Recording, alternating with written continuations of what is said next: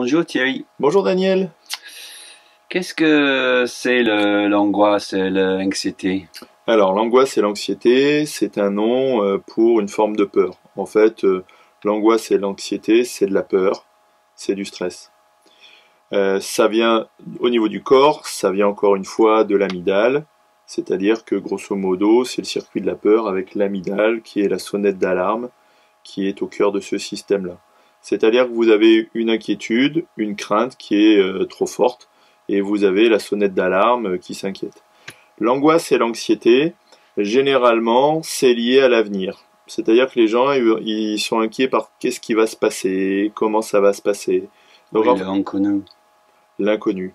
L'inconnu qui suscite une peur naturellement. Donc en fait, le futur inquiète, et en fait on s'inquiète, on s'inquiète, on s'inquiète, on s'inquiète. Et en fait on va s'inquiéter pour les autres, on va s'inquiéter sur comment ça va se passer. Donc en fait on se crée de l'angoisse. Après, la particularité de l'angoisse et de l'anxiété, c'est qu'en fait ça va avoir des manifestations corporelles, hein, généralement.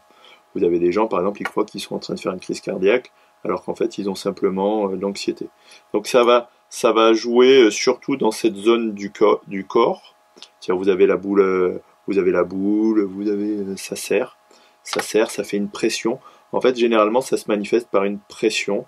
Ça peut se manifester par des troubles de la respiration, etc. Ce qu'il faut savoir, en fait, c'est, ça peut aller jusqu'à de la panique, hein. Mais ce qu'il faut savoir tout simplement, c'est que c'est de la peur, peur pour les autres, peur pour, en fait, c'est peur, peur, peur, peur, peur, peur, peur. Voilà.